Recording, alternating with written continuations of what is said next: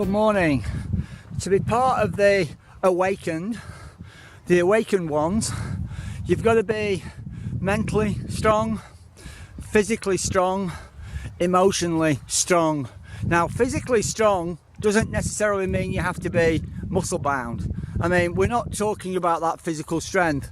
We're talking about the ability to transform your body, your mind, your spirit when you sustained a major injury or a major setback in your life. Using myself as an example, I'm one of about 2 people in the entire world, yes, the entire world, that has survived such a bad necrotizing pancreatitis attack. I mean, my pancreas is basically stuffed. I was in spirit for moments, but I was with my light body or my memory body for about 12 weeks. I survived because I'd made the transition to the awakening. I'd been awakened. I'd got my memory body, my Nordic. So, and what's happened here? Yeah, we have to be mentally, physically, emotionally strong. We have got to have the ability to bounce back from whatever is thrown at us. The ability to stand firm, stand tough, stand resilient, willingness to sacrifice everything for the cause. And what is the cause, you ask? What is this all about? What is the awakening all about? And I've just seen Solid Spirit just in front of me. I don't normally see that up here, but that's interesting. A guy just in solid form. I shall walk towards him.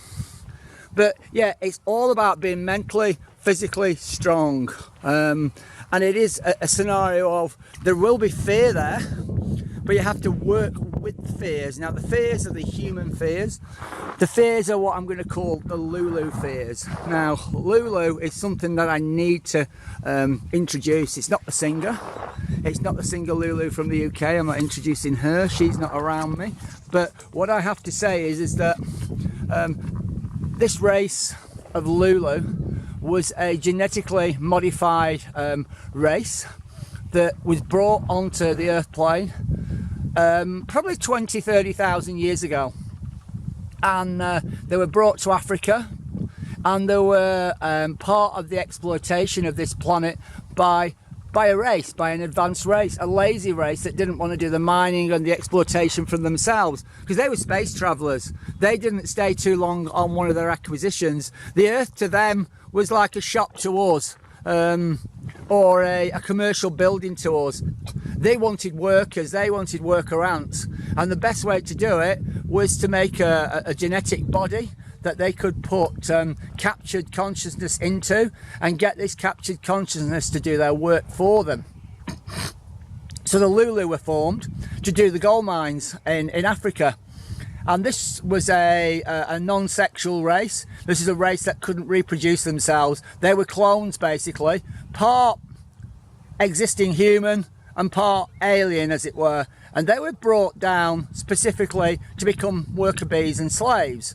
Then the Anunnaki, as they were known from the sky, their women were complaining about giving birth to these monsters, because this is all about insemination, artificial insemination, and clone babies. And this was the point where it all seemed to go wrong, or started to go wrong for these exploiters of the resources on this planet. Because what basically happened was these Lulu were given the ability to reproduce, so male and female were formed, and obviously the planet then became overpopulated with these worker drones. And these worker drones are effectively so many of the incarnates on this planet at this time.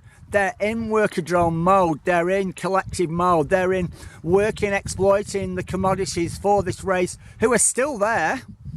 But what they've done is they've appointed chief Lulus and director Lulus, and the best way of describing it is everybody on this planet is effectively a worker drones. And the sun's coming up, so just let you see the sun coming up, because it is very relevant. But it's all about this planet being full of worker drones. They still are. We're still here. Now, this planet is not their planet. There is other races that are contesting the rights to this planet and other planets. So what has happened over time, another race, who I'm going to call the Nordics, have infiltrated this incarnation process, and they've put beings on this planet who are not Lulu. They don't think like Lulu. They don't have the limited senses that Lulu have. They don't have, we all got the same DNA. Everybody has the same DNA structure, the same possibility, the same universal potential, but it's just what is wired and what is activated in the DNA. And really what has happened here is that there's been a lot of DNA tampering over the times. What we call a reptilian complex, the R complex, has been added to the brain of. It's a brilliant tool, the human form, and it's been used many times on many planets. This is one concept that we really have got to accept, because it is fact. It's not scientific fact, because science will not prove it, can't prove it. The only thing they will say about the DNA is that when they've explored the so-called junk DNA, and they've explored the DNA there, they'll find that our DNA has been spliced, cut, things cut out and things put back in, and it all turned upside down in some places, and they kind of admit that some tampering has been taking place over the ages. Now, us that I call the awakened, and you can see the sun there, there's the sunrise. Quite a poignant recording this, because this is all about awakening. You guys who are feeling this awakening, that have been shaken up since about September, are basically Lulu. Yes, Lulu slaves, Lulus, but that is your ego identity. That is what you're supposed to conform to. You're supposed to listen to the hive instructions of survival that come from the R complex. The R complex is telling you need to survive, you need money, you need food, you need to conform, you need to carry on digging, you need to get that gold for everybody, for the Anunnaki. You have to get that coal, you have to get all these resources, you have to do all this. But who are you doing it for? You're actually doing it for the Lulu chiefs, the Lulu directors, those who have been put in charge of the management of planet Earth. And that's it.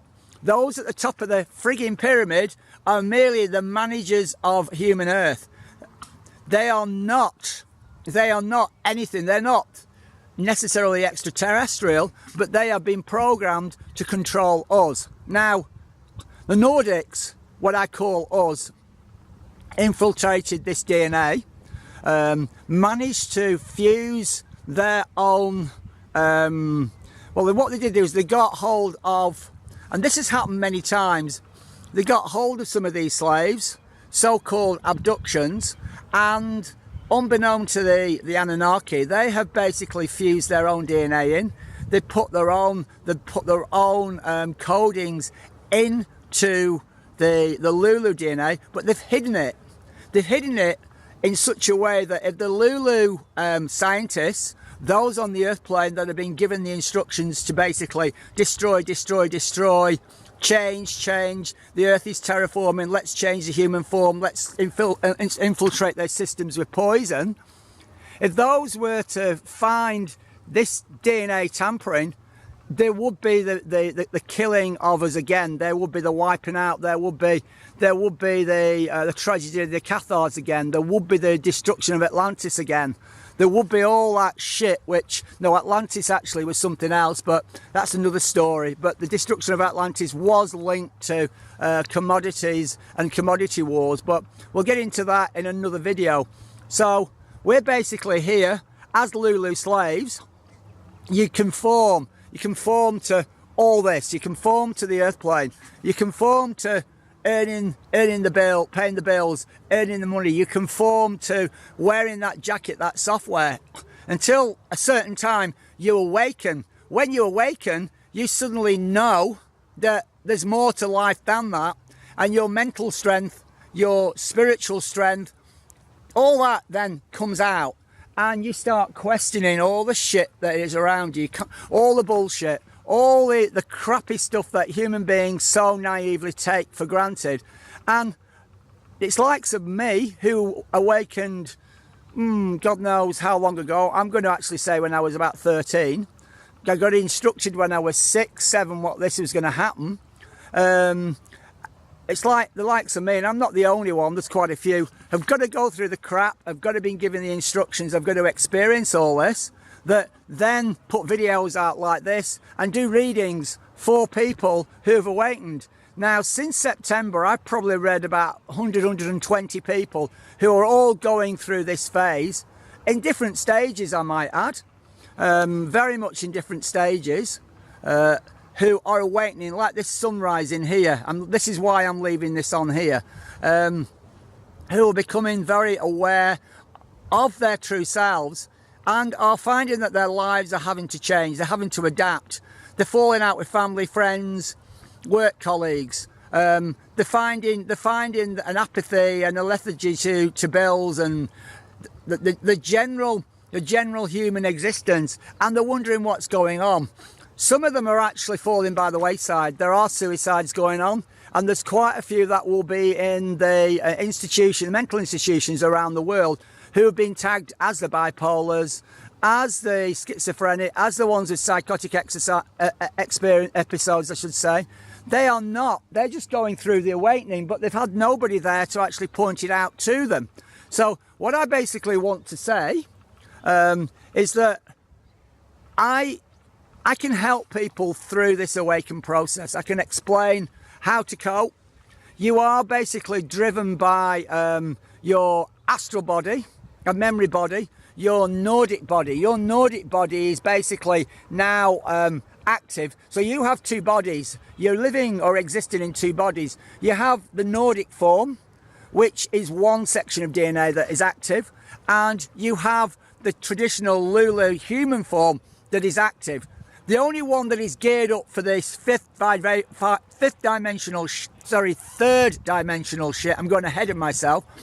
This third dimensional shit that you see around here, this is all third dimensional shit. This is all illusion. This is all a construct. And there's the moon up there somewhere. The moon is approximately up there somewhere, but it doesn't matter if you can't see it. That, I believe, is responsible for a lot of the perceptions and the reactions that we actually see. Everybody says that they're controlled by the moon. Indeed, I believe we are controlled by the moon, but not in a particularly positive way. It's a programming that I do believe helps the Lulu form keep up its tasks and keep up its instructions. But we also have what I call the Nordic form, which is invisible.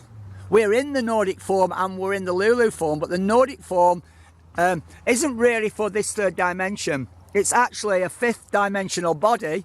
It exists outside of the Lulu body, but it connects us to the Lulu body, and it gives the impression of conformity.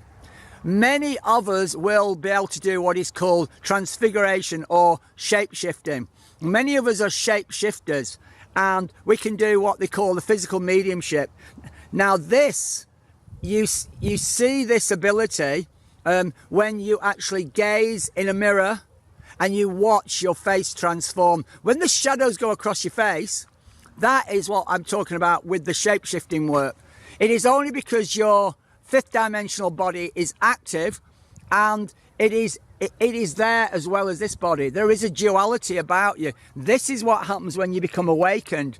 Being in the memory body makes you very calm, very tranquil, very much awakened, very much in observation mode, and very much bored, because this earth plane, you've not come for a pleasure trip. You've come for a task and a role, and it isn't quite time for this task and role yet. So what I'm going to do is I'm going to leave you with that cliffhanger. I'm going to let you inspect your own physical body and look for the strength that I'm talking about and the mental strength.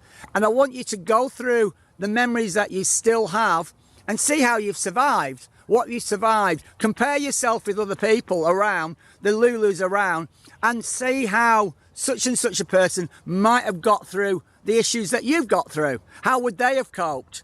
This is sort of the evidence that you are different to the people around you by seeing how they would have coped with your issues and see how you would have coped with their issues. Quite honestly, the shit and the bullshit we have to deal with, the standard Lulu could not even cope with. They are ego driven. They always will be ego driven. They will not get rid of their fears. They will not work those fears off, because it said if you work your 16 fears off, you escape the Lulu body. You will learn about true love. You will talk about and learn of the universal love. It is all about bringing the reptilian mind's control.